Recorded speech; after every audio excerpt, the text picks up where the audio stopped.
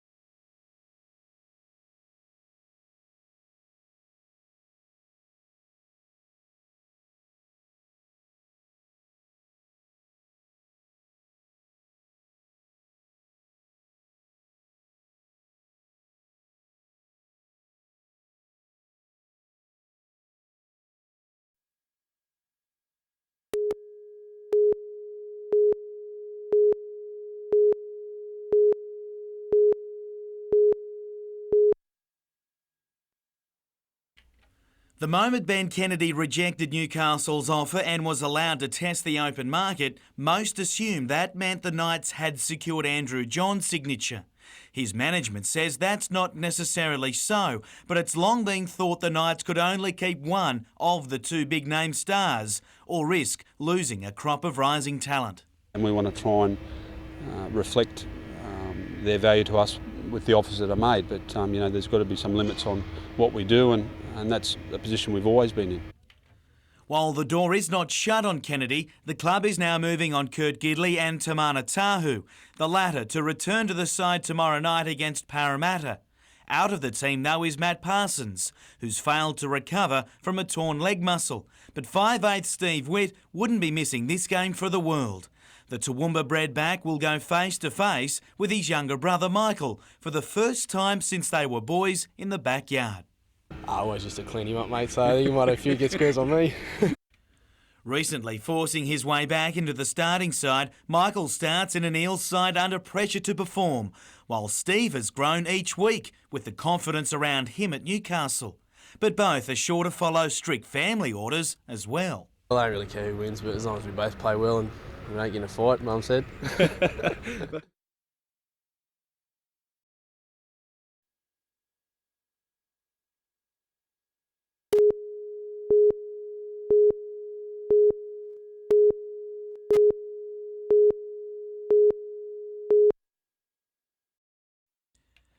The AIS Canberra darters may be young, but they are big, and Jaegers defender Ali Tucker knows she'll have her work cut out.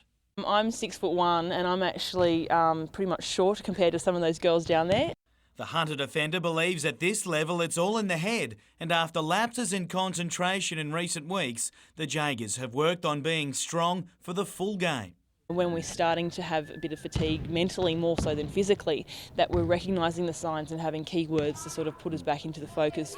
A big win at home tonight would certainly help with percentages as they push for a top 4 spot. 2 games tomorrow and Sunday in Newcastle Rugby League, when Lakes United meet the Torres and West host the Blues. The Waratahs and Hamilton clash highlights round 8 of the Newcastle and Hunter rugby competition tomorrow. While in the NBN Soccer League, most interest will centre on the clash between Hamilton and Western on Sunday, with both fighting to regain top spot on the ladder after losses to Edgeworth in successive weeks.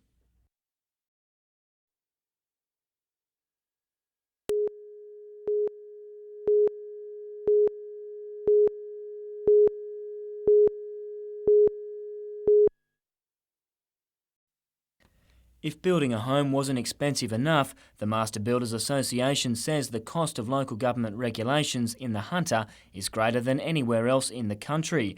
A survey of nearly 600 builders has shown Hunter councils at an average of $3,100 onto the cost of a house worth $150,000, $400 more than the national average. The association says the extra costs generally come from construction delays resulting from development application processing. Every time a builder or a client changes something on a site, it's got to go back to council, and that's a further delay cost. The building stops, the meter starts ticking on the money. Refuting the survey's findings, the Newcastle City Council claims it's among the top 10 fastest councils in the state for processing DAs. It seems the survey is largely about members of the MBA and their perception of costs.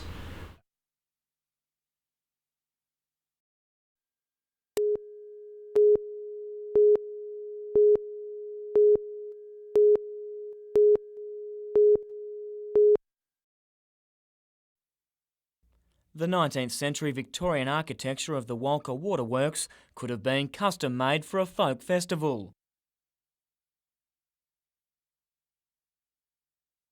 Throughout the long weekend, songs, poems and ballads captured the essence of folk.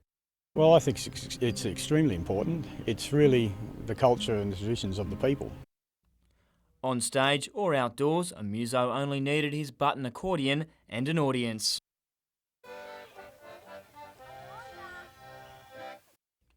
While folk lovers came from across the country, locals were the most captive crowd. And what's a folk festival without a fiddler? As they watched and waited for the billy to boil. It's hoped Maitland will now become the folk music capital. The site's lovely. It's the first of the, hopefully a long future for this little festival. Folk is always here. It's under every nook and cranny, and there are only times like these when it all comes out in the one place. Todd Nardi, NBN News.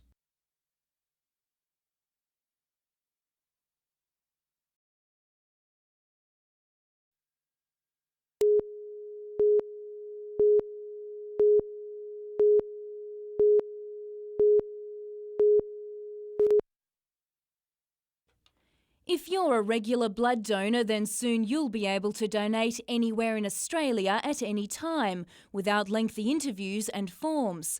A new tracking system is making it all possible, linking up all the blood bank's computer databases nationally.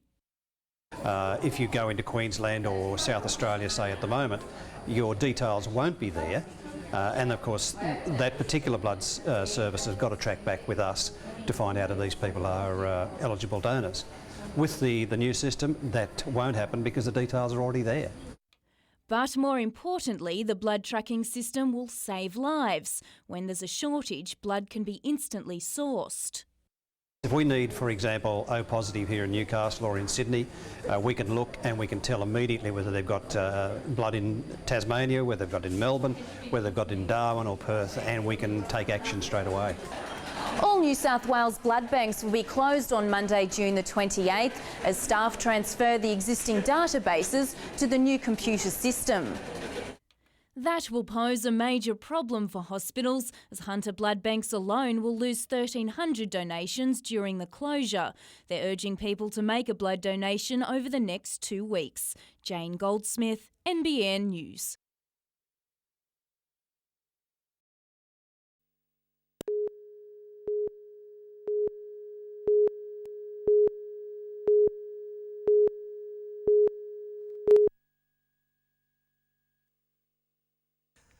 The federal government's decision to use coal as the preferred fuel for electricity generation is a win for the region's coal industry, but there's a second Hunter beneficiary from the decision.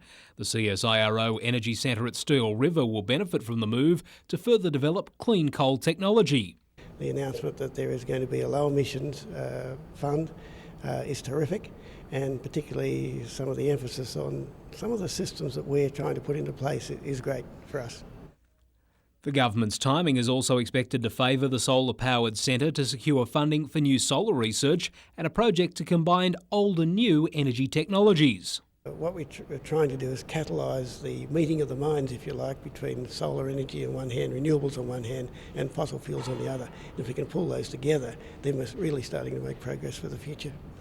And while the centre's wind generation activities are grounded, the CSIRO says that part of their program will resume when new equipment is purchased.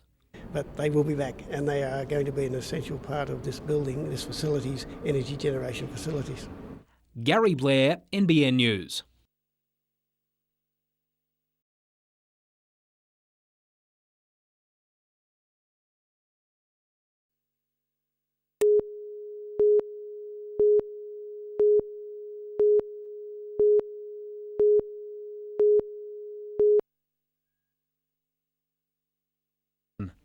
The grim find has been made during the latest phase of the police investigation into the alleged murder of a missing Lake Macquarie man.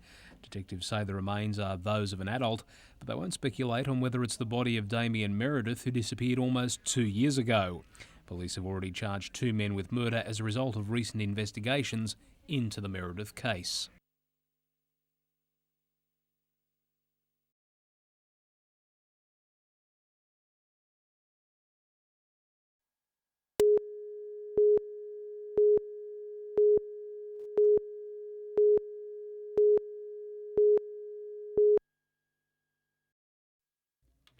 The Salvos are known for their caring, forgiving approach to life, but even they say this is a low act. Thieves stealing from charity stores and ultimately the needy. Over the last month, $4,000 worth of clothing has been stolen from Salvation Army bins at Charlestown and Belmont North. It's getting desperate. You know, people are giving their donations to charities, in particular the Salvation Army, and now we're finding that people are virtually ripping off the people who we need to give it to, and so they're depriving them of quality clothing and other items. The Salvos are now forced to hire security guards and install surveillance cameras in the hope of nailing the crooks. If you're stealing from any charity, but in particular the Salvation Army, you're going to get caught. It's believed the thieves could be driven by greed, stealing the clothing and then selling it in garage sales. And with the need for warm clothing and blankets tripling during winter, the clothing thefts couldn't have come at a worse time. The Salvos have now resorted to asking people to bring valuable items into stores during working hours or call 13 16 40 for a free pickup.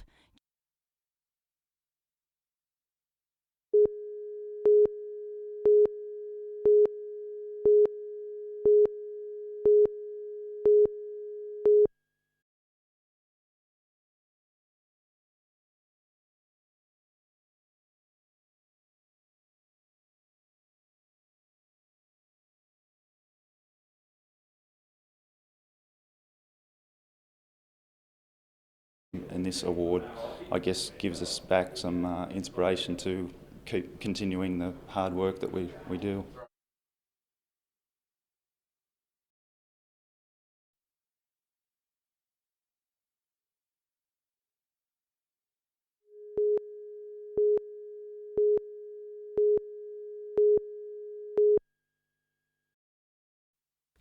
They've got the ability, but finding $10,000 each to get to Athens is proving somewhat tough. Anthony Bonacurso and Carney Liddell are among the 250 athletes and support staff hoping to attend the September Games. We've reached the pinnacle. We're now elite sports men and women. Therefore, people don't realise we actually are a charity. Just hearing the crowd and hearing the cheering is a great experience, and just doing it, it's good. If the support from these Upper Hunter students could be converted to cash, our athletes would be able to make the journey 10 times over. As part of a nationwide Go for Gold campaign, business houses across the region are being asked to donate precious funds, local schools leading the way. Donations can be made at any branch of the Westpac Bank. Colleen West, NBN News.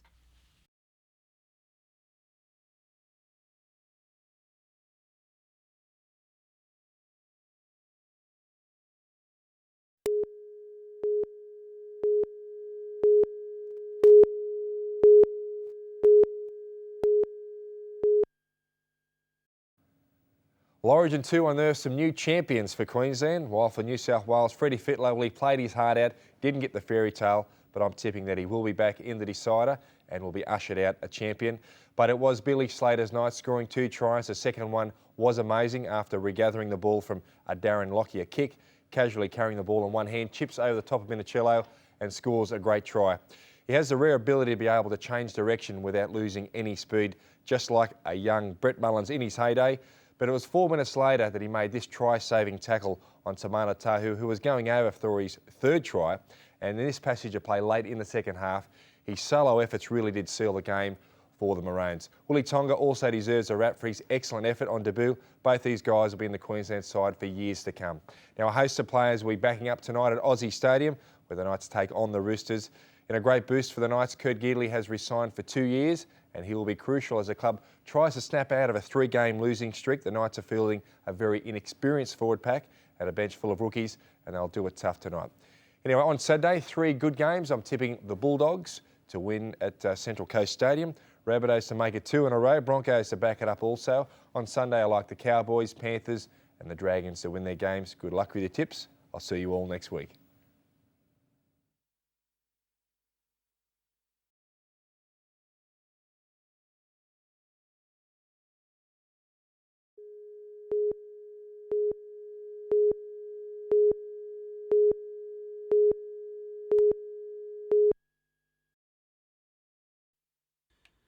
The venue for 2 spectacular 4-day matches in recent seasons, first-class cricket will return in the one-day format on Sunday, October 24, when the Blues play Tasmania. New South Wales will hold its season launch in the city as well, but it's the start of its one-day campaign that'll provide most interest. 2 Zimbabwean players will probably be involved in the game. The talk, Jim, is that Heath Streak will be playing with New South Wales and Andy Bligno with Tassie, and of course Michael Bevan going to Tassie makes it even more interesting. One of the world's best one-day batsmen, Bevan, will have plenty to prove after he wasn't re-signed by the Blues. Newcastle, though, now well and truly stamped back on the first-class cricket venue list. I think while we can maintain the ground at this standard, we'll get a game each season. I'm confident of that. In Bill Turner Cup soccer, Hunter Sports High won the Lake Macquarie area final today against Katara in extra time, with Aaron Leslie scoring both goals in the 2-1 victory. Earlier, Hunter's girls' side won 4-0. One game tomorrow in the NBN Soccer League, while 2002 Premiers Highfields will be happy to simply return to football after a horror few weeks both on and off the field. The Azuri play South Cardiff on Sunday. In round 9 of Newcastle and Hunter Rugby, it's 2 plays 3 when the Waratahs take on Wanderers, while Uni and Maitland will be fighting to stay in touch with the top 4. And some interesting games tomorrow in Newcastle Rugby League, with the Wyong Terrace match and the Cessnock Blues clashes the highlights.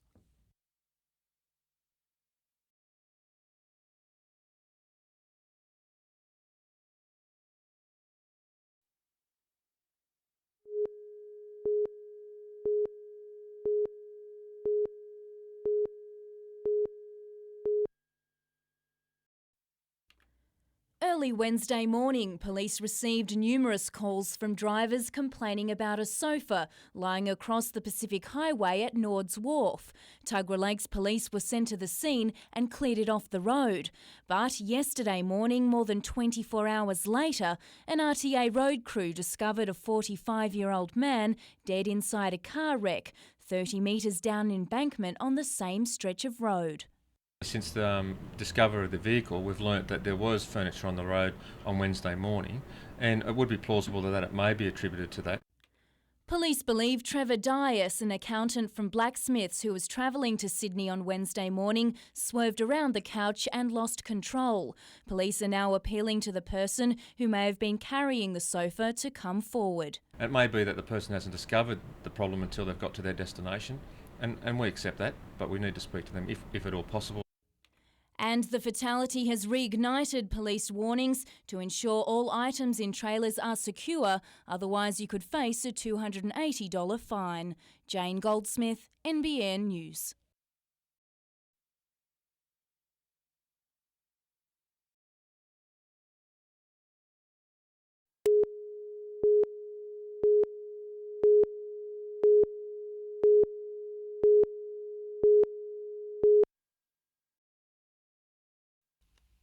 A healthy crowd braved cold and windy conditions on the Newcastle foreshore today to lend their support to the plight of refugees worldwide, and especially those currently detained in Australia. This year's theme of Let Them Stay was emphasised by the attendance of former refugees from Sudan and the former Yugoslavia who now call Newcastle home. But while celebrations ran smoothly here, the same couldn't be said for another Hunter refugee campaigner waiting off the coast of Nauru.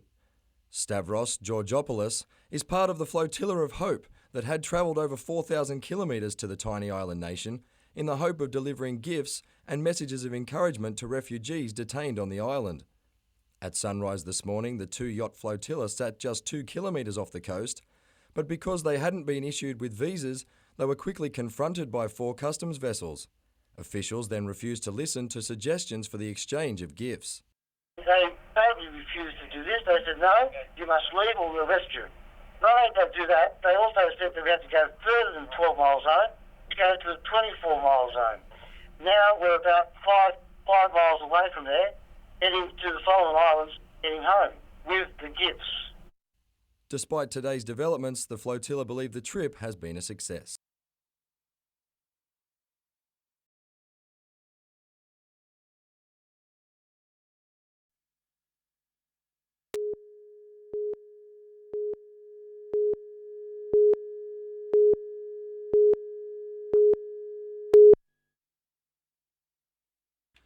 A lot has changed since Ben Kennedy last played for Newcastle. Hamstrung by a hamstring since late April, the Test forward is one of many to still be cleared, with Todd Lowry, Matt Parsons and Matt Gidley all waiting until Thursday to be given the green light.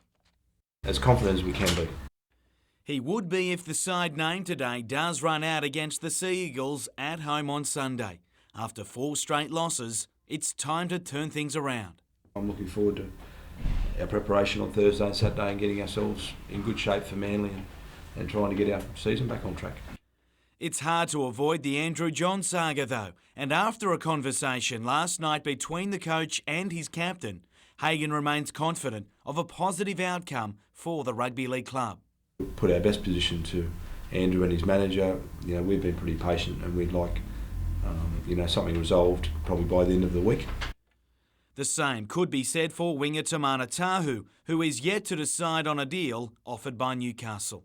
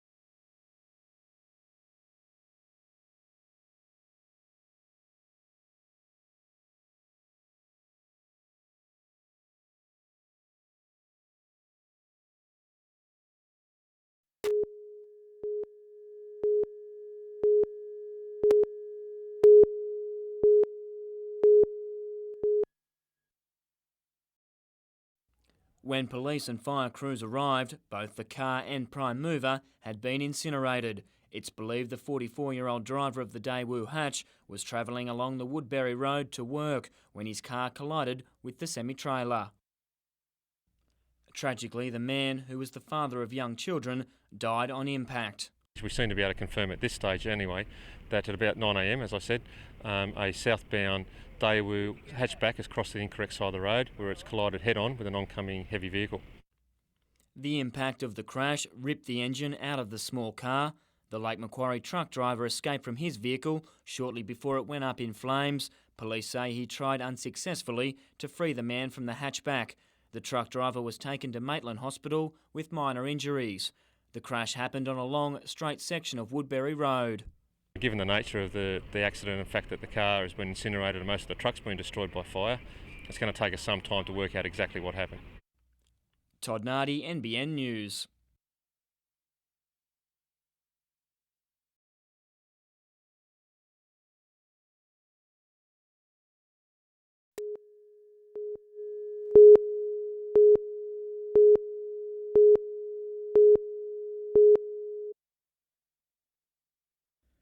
There's no doubting the Jaegers' ability at home, but it's their away record which is causing concern. Yet to win a match on the road, the Hunter side must shake a disappointing trend if it's any chance of pressuring the top four sides. We've got to try and knock off one of the top teams to get back up there, and then hopefully finish off winning the other games that are with the teams below us. Adelaide has enjoyed a near-perfect season so far, and if the Jaegers are to cause an upset, there's very little room for error. We've had plenty of possession, that hasn't been a problem, but it's just the actual putting the icing on the cake and finishing off. So that's what's our theme this week, finish off. Every time we get a possession, we want to convert. Adam McIlrick, NBN News.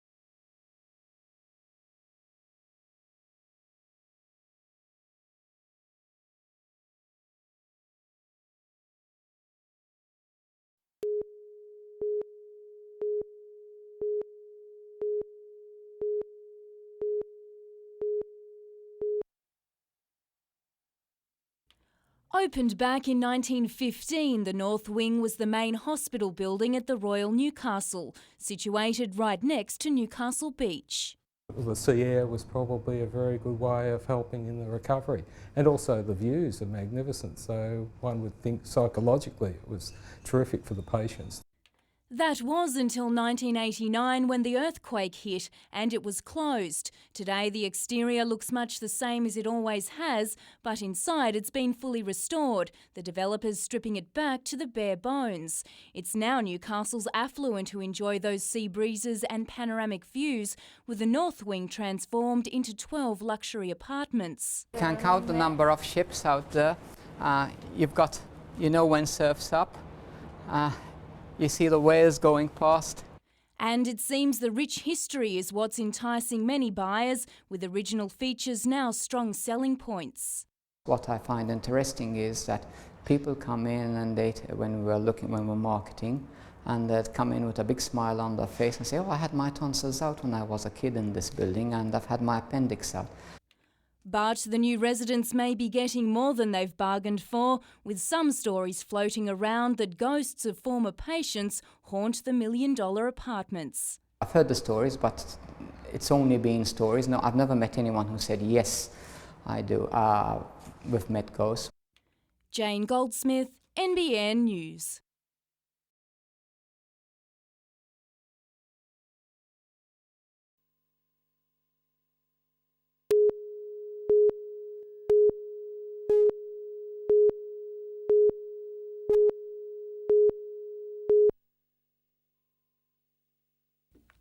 85 days is how long you can expect to wait if you've just lodged a development application with Lake Macquarie Council.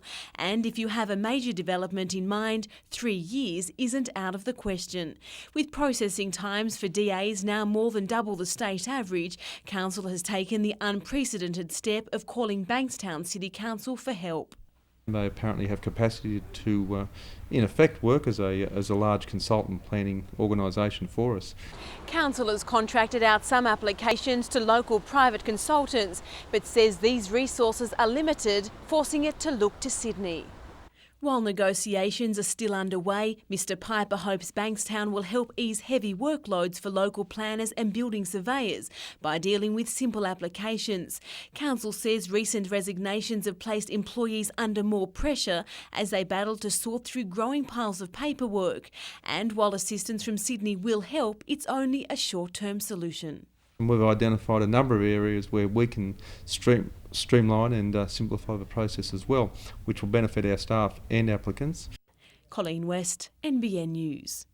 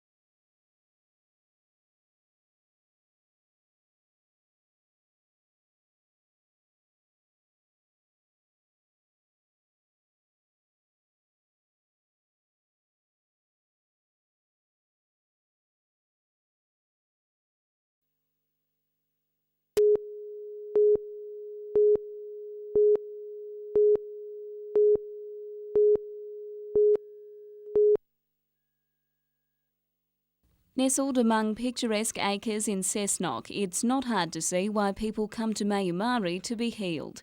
Thousands of victims of abuse have been through the centre's doors, and thanks to recent fundraising and government grants, the immediate future of the retreat has now been guaranteed. From Crack the Big Time and the government funding, it means that we're going to be able to run our program next year, which is very exciting because it is nearly June the 30th and we were a little bit anxious.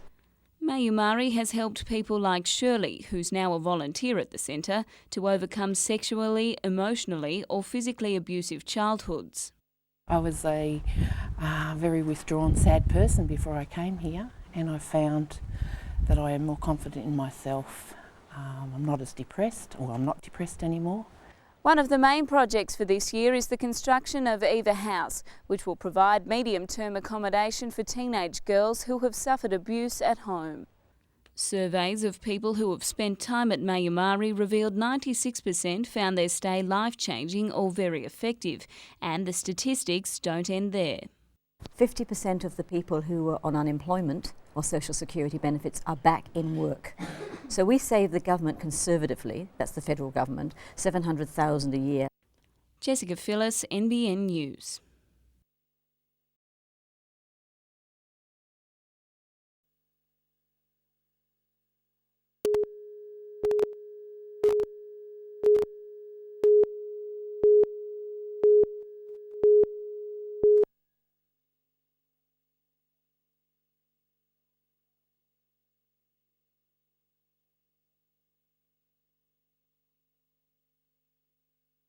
Most of the people live on a week-by-week basis. None of the employees were paid this week, so they're facing the weekend and next week without any wages whatsoever.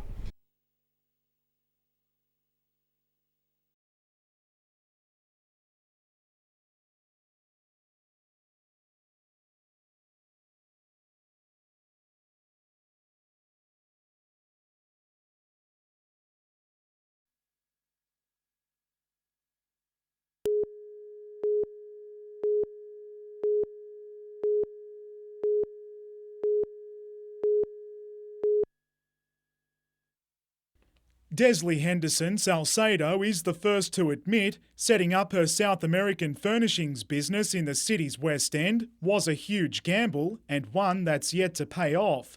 But given the abundance of shop fronts for lease, it was a cheap alternative. As a child, I remember this end of town being very vibrant, and I think it needs to be vibrant again. A theme shared by the Newcastle Alliance unveiling its latest campaign today. These billboards are being posted in empty shop fronts, letting people know the city's West End is far from forgotten. So we're trying to put nice bright signs in those areas so that we can clearly identify to all the people in the city that things are moving forward. And upwards, within a matter of months, another multi-level residential and commercial development will be built, providing 39 more inner-city units, housing up to 100 people. It will be a little cheaper than the eastern end, so therefore we've got a balance, I think, of property, no matter what price range.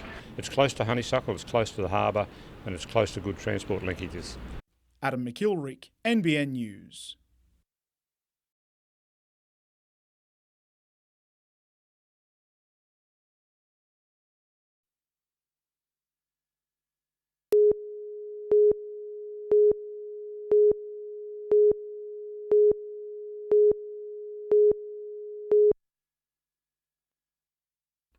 It wasn't that long ago when police stations received more public servants to carry out administration duties and free up officers to be on the streets. But the government's since changed its tune, now investigating the possibility of centralising the police service's public servants in Sydney. We're now being told we're going to lose a significant amount of public servants. Therefore, some of the workload is going to have to be shouldered by the frontline police. It's rumoured 8 public servant roles could face the axe in Newcastle alone, which the New South Wales Police Association claims could lead to cuts in police patrols. By putting them back in an office, taking on extra responsibilities, we're failing our commitment to the community.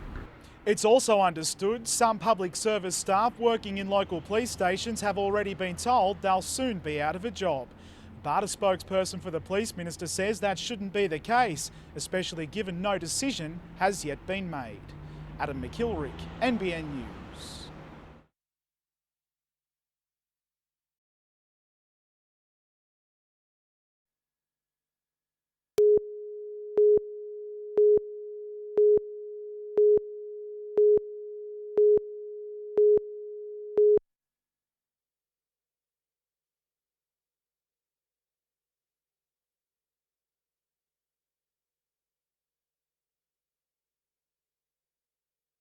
I will be very, very happy if Australia can win a bronze medal. And Jamie is one of the prospects, I must say.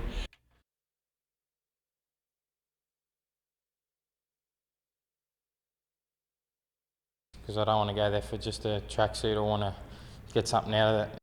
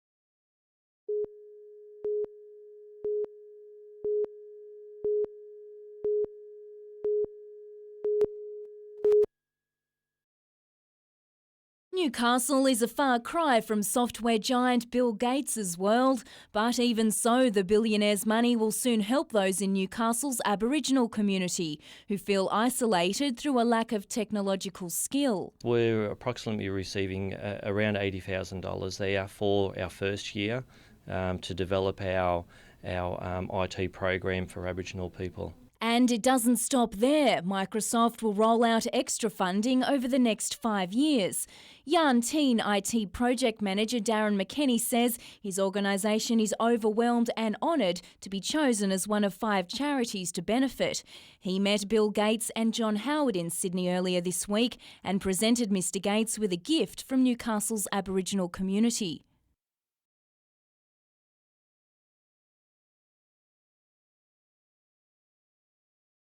Yarn Teen Aboriginal and Torres Strait Islander Corporation will build a technology learning centre to meet the high demand for an Aboriginal computer literacy course. We need to use computers more and more, and to be able to get employment for Aboriginal people as well, to have IT skills in some way is absolutely crucial now. Jane Goldsmith, NBN News.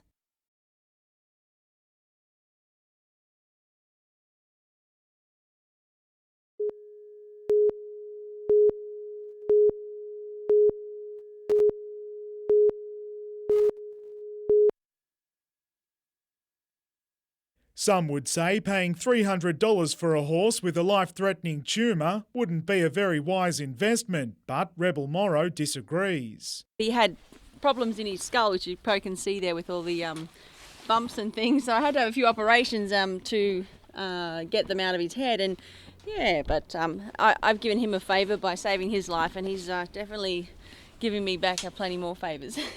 The latest came on the weekend when 27-year-old Rebel and Oakley Groover rode themselves into the 5-member 3-day event equestrian team.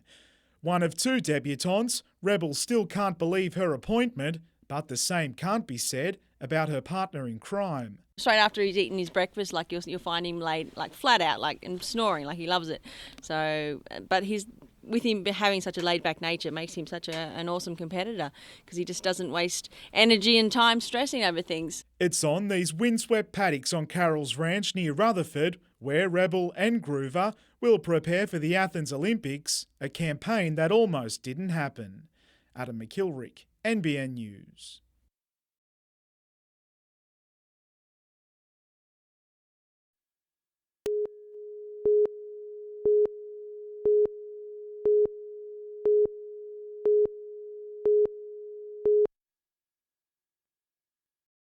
After spending 8 years in North Queensland, 6 with Townsville and 2 with Cairns, Brad Davidson's move south is quite a change. It's obviously a little bit colder. It's been beautiful up in North Queensland. The 30-year-old point guard spent his afternoon getting to know the Pirates' training headquarters, preparing for what will be a challenging season. I guess this is the 3rd team I've gone to that's come last. So like the 3rd team, every team comes last, and if we can build something here, it'd be a great place to keep going with.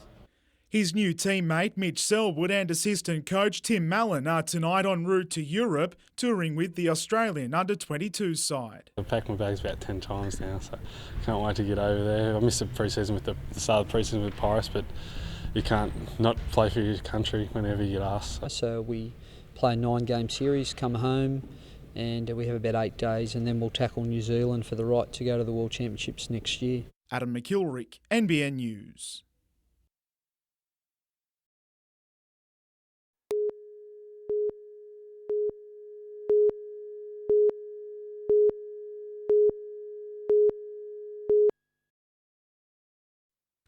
While the state government has reacted to Sydney's cries for improved roads, it seems the pockets are shallow when it comes to offering financial help to regional New South Wales.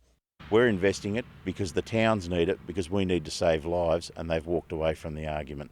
$12 billion of taxes being taken from motorists, and how much do we see come back into New South Wales? Very small proportion of that. And while the finger-pointing continues, this bridge is an example of what can be achieved when all 3 tiers of government work together. A new 2-lane concrete bridge over Cromarty Creek is expected to improve safety on this dangerous stretch of road. While the opening of a bridge like this one would normally be reason to celebrate, it has attracted criticism from some motorists who say work was finished almost 2 months before it was opened. Needed to have the approach and departures to the bridge fully sealed and developed. That's taken a little bit of time, a bit longer than was expected.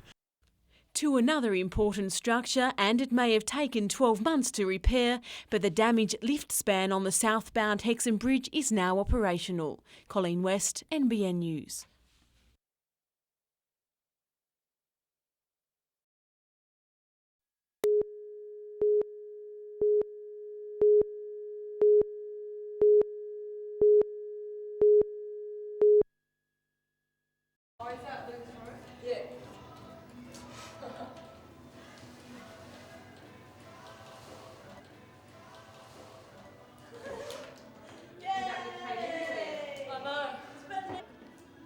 Today's Bring Bethany Coffee Day.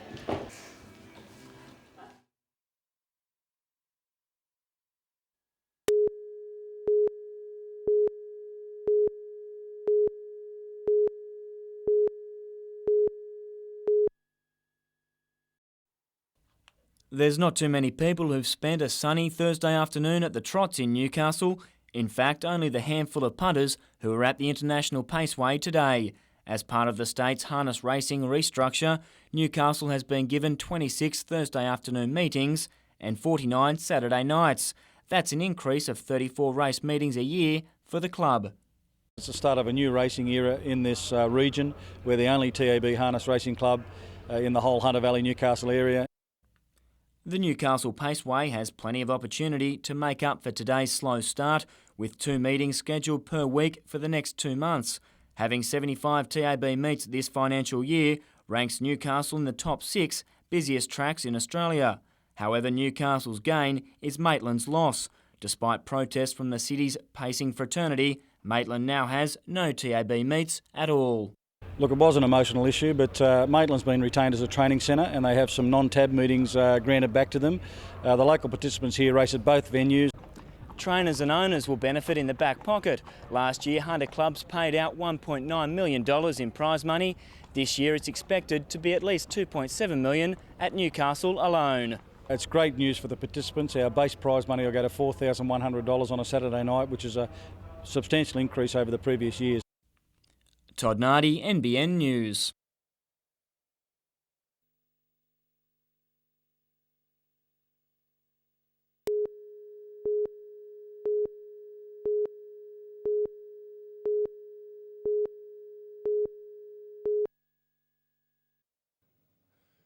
New South Wales will start favourites on Wednesday night in the Origin Decider, the favouritism due mainly to the record books and an impeccable record at Telstra Stadium, where New South Wales has never been beaten. But I believe the Blues will have their work cut out for them. Their front row combination hasn't been the same for any of the 3 matches, with Jason Riles, the new inclusion, up front for this one. Same goes for the all-important halves combination, with Trent Barrett stepping up for his first Origin for 2004, and it is in the unaccustomed role of halfback. Now, throw in the fact there is a few rookies making their debut, and Cooper and Gasnier. It's a big ask for those two in a deciding match. And just on debutant, spare a thought for referee Paul Simpkins. He's going to make his Origin debut also in a decider. Now, Gaskell's men have again this year taken on the extra duties of going around the regional areas to promote the game. Along with the footy show, they've been giving their time on the South Coast for the past 2 days. And while it's been a great success, again, it did restrict their time for preparation. And with so many new combinations, they do need every hour they can get on the training paddock. Now, for sentimental reasons, I am going for New South Wales, and I think the X factor will be Freddie Fittler. Now, surely he's got to go out a winner on this occasion. I think his presence alone will give New South Wales every chance to wrap up the series and take the overall lead for the first time in Origin history. Anyway, let's have a look at the tips for round 17, and on Friday night, I'm going for the Storm. 3 games on Saturday. I like the Eels, Raiders and the Roosters. And on Sunday, I like the Knights, Bulldogs and the Broncos. Good luck for your tips. Enjoy your football. I'll see you next week.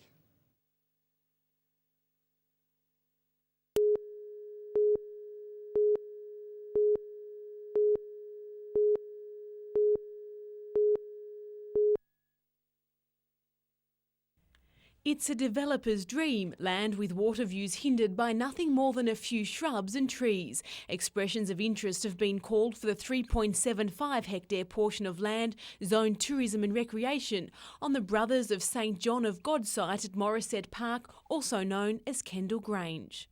What I would envisage there would be something relatively small scale, something that has low impact on the scenic amenity of the area and that integrates well with public open space. The 23-hectare site, which was formerly used as a boarding school for troubled youth, has sat virtually unused for the past 4 years. But that could be about to change following the lodging of a development application for 171 houses. The Catholic Order had hoped to develop the site purely for housing, but Council insisted that some tourism development be incorporated. This is a unique parcel of land down there. I believe it's an iconic parcel of land. It has a lot of history, but it's also unique in that it's one of the last undeveloped peninsulas.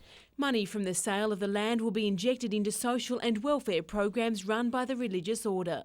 Colleen West, NBN News.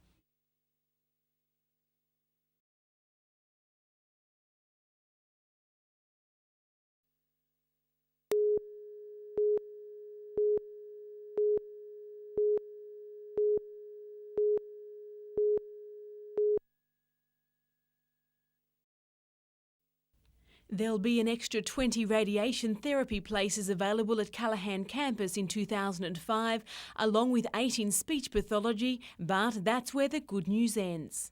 It's a disaster, it's an insult. There'll be a number of students, I say perhaps 500 or 600 next year, who we might have been able to give a funded place to, who will now have to choose an alternative. The university had made an application for an extra 390 fully funded positions, but has received less than 10% of that amount. While there's good news for campuses on the Central Coast and Port Macquarie, with an extra 430 places announced, federal member for Newcastle Sharon Greason says the Hunter has been shortchanged. She fears a repeat of last year, which saw more than 3,000 students miss out on first-round offers, many of them locals.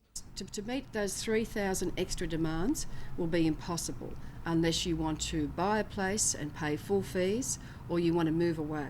Competition here next year will be very tough. Meanwhile, the university has been successful in its bid for more nursing positions, securing 75 new places.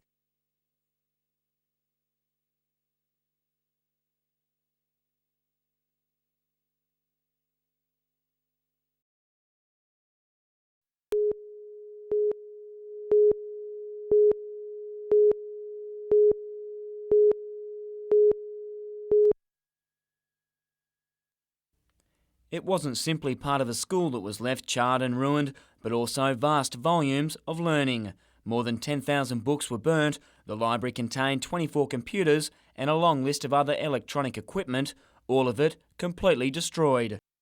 Absolutely devastating and heart-wrenching that we've lost a wonderful resource from our school. Today, a fire investigation unit from Sydney sifted through what remained. It's not yet known how the fire started, but police are treating it as suspicious. Firefighters from 4 brigades worked for around 3 hours last night to successfully stop the fire spreading from the library to other parts of the school. The good news is, with a 2-week holiday break starting yesterday, the school's 420 students will not miss a single lesson. Children will go back into classrooms as usual. We'll have our new demountable library set up very quickly, and I can see our learning will start from day 1 next term.